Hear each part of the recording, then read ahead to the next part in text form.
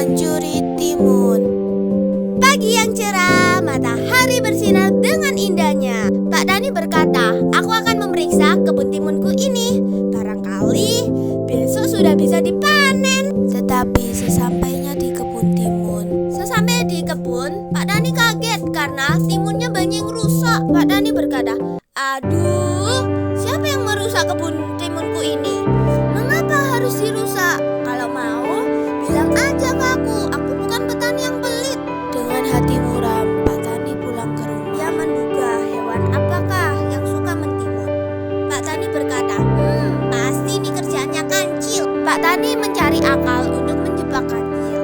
Lalu ia membuat orang-orangan yang diberi perekat yang sangat kuat. Menjelang sore, orang-orangan itu sudah selesai dan dibawa ke tengah kebun untuk dipasang. Pak Tani berkata, aku tahu kancil, ia akan mengejek orang-orangan ini, tapi rasakan nantinya ya. Benar saja, malam harinya kancil mendatangi di kebun timun itu. Ia tertawa sinis melihat adanya orang-orangan itu. Si kancil berkata, hahaha, cuma orang-orangan itu, siapa takut? Lalu kancil melintasi orang-orangan itu dan kini dia makan buah timun yang muda-muda. Ternyata tidak banyak yang dimakan kancil, hanya 3 buah sudah merasa kenyang. Ia juga tidak merusak timun-timun yang lain. Puas makan timun, kancil lalu menghampiri orang-orangan. Sifat jahilnya kambuh, ia pukul orang-orangan itu dengan kaki tebu. Dengan kaget kancil berkata, aduh, kenapa kau melekat? Si kancil mengledek orang-orangan itu. Hai orang-orangan jelek, lepaskan kakiku, kalau tidak aku pukul kau. Tentu saja orang-orangan itu hanya diam saja. Lalu kancil memukul kaki depannya yang satu lagi. Plak, kini kedua kaki depannya melekat erat di baju. Perekat yang dipasang di baju orang-orangan sangat kuat. Kancil tak bisa melepaskan diri semalaman. Ia menangis. Pagi harinya, Pak Tani datang membawa bentuk. Ini dia, bilang kerahnya. Tangkap kau. Pak Tani berkata, Cil, kau boleh makan timunku, tapi jangan kau rusak buah yang lain, kata kancil. Ampun Pak Tani, bukan aku yang merusak timunmu, aku cuma memakan 2 atau 3 buah saja kok. Pak Tani tak percaya omongan kancil. Ia ikat leher si kancil dan diseret pulang ke rumah. Di rumah Pak Tani, si kancil diletakkan di dalam kurungan ayam. Pak Tani berkata, batu ini cukup berat, tak mungkin kau bisa meloloskan diri. Pergi ke pasar untuk membeli bumbu sate. Si kancil berkata, ampun Pak Tani, aku jangan dijadikan sate. Rengek si kancil. Pak Tani pergi ke pasar. Pada saat itu ada seekor anjing mendatangi kurungan si kancil. Si anjing bertanya kepada kancil, Cil, kenapa kau dikurung begitu? Si kancil membalas pertanyaan si anjing.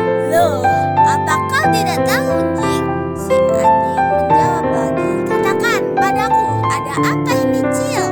Lalu si kancil menjawab lagi, begini Jing, aku ini akan diambil menantu oleh Pak Tani. Makanya sekarang Pak Tani pergi ke pasar untuk membelikan baju dan makan zat untuk. Si anjing membalas lagi pertanyaan si kancil. Wah, kau tidak pantas, Cil.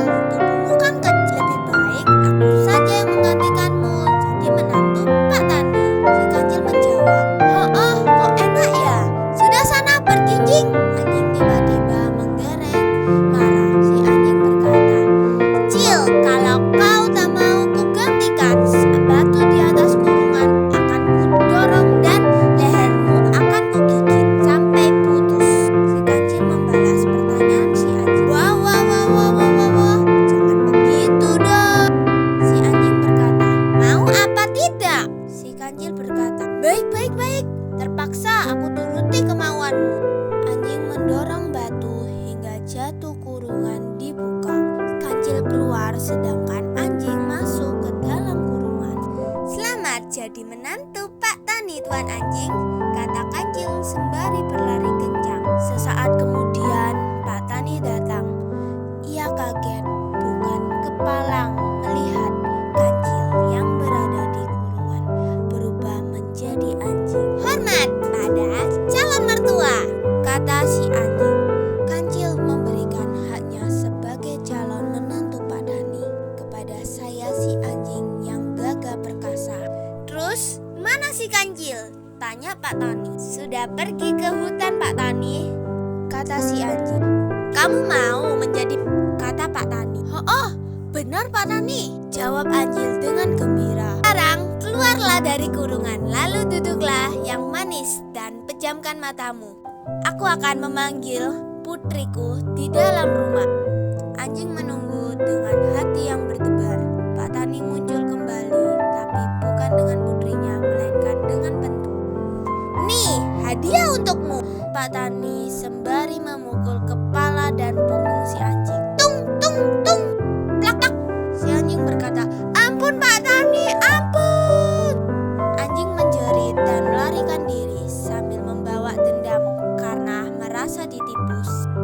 Awas kau ya, Cil, jika ketemu langsung kau, kata si anjing. Kancil sudah sedari tadi berlari kencang, namun karena jalannya lambat, maka dalam beberapa saat saja anjing sudah bisa menyusul di belakangnya. Wah, gawat, anjing sudah berada di belakangku, kata Kancil dalam hati. Aku harus segera sembunyi. Anjing sangat marah karena ditipu Kancil. Sekujur tubuhnya masih terasa sakit setelah dipukuli Pak Tani.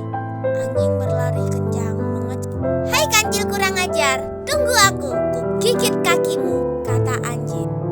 Loh, kok marah? Kau sendiri kan yang minta dia Tani, sahut Kancil sembari mempercepatkan larinya. Tapi kau menipuku, kata si anjing. Salahmu sendiri kok mau, Cil. Pokoknya kalau ketangkap kau akan ku hajar, kata si anjing. Hehehe, tak mungkin kau bisa menangkapku, katakan. Dasar penipu. Kau bilang mau dijadikan menantu, padahal Pak Tani mau menyembelihku untuk menjadikan sate. Si Kancil berotak cerdas. Lalu si Kancil bersembunyi di semak-semak. Lalu si anjing tidak bisa menemukan si Kancil. Tamat.